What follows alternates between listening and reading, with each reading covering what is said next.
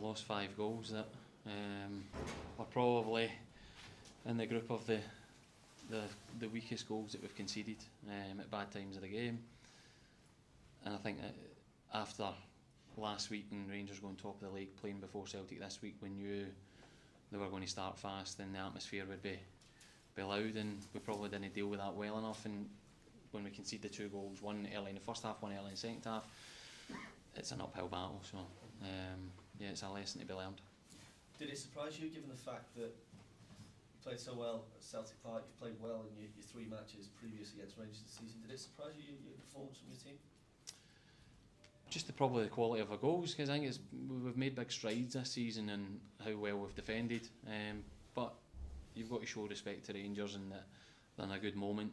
The league turned last week, and we always knew they were going to be starting fast. They were really aggressive with their press, and we didn't deal with that well enough, which led to us giving up chances. And then when you're playing against Rangers and Celtic, when you give up chances like that, they've got the quality that will hurt you, and that's what happened. How important is it that you just kind of try to keep this in isolation and don't let it derail all the good stuff? You know, that's really... I would hope it wouldn't, because we're in a really good place. Our form, the way we've won games, and the run of games there, we've done it in all different ways. This is more about trying to compete with the teams at the top, and that's the benchmark when you're coming up against these teams.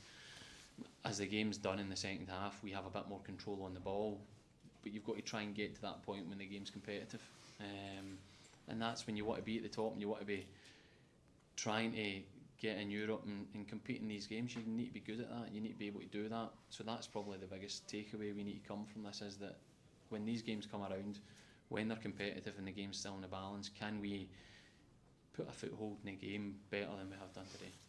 Steven, how disappointing was the second goal at the time when it came? Because I felt from 30 minutes Hearts began to perhaps influence the game a lot more. Hearts had at least 6, 7, 8 minutes till that point of being on top. Then the second goal comes and it makes it really difficult. Yeah, it does. I think we reacted well to losing the first one, in terms of, like you said, we got a bit more of the game and we played in the better areas of the pitch. But then a number of the goals, the quality is really poor from our point of view. We have good control of possession at halfway line, and then we give it up, and it inevitably ends up in the back of the net. So that's a lesson to learn, but the progress we've made this season from the defensive side has been really good. So that doesn't just go out the window in one game. The small details here are, in them moments against the best teams, you're going to concede goals if you give it up. And in the flip of that, you've got to be brave to have the ball to try and gain a bit of control of the game.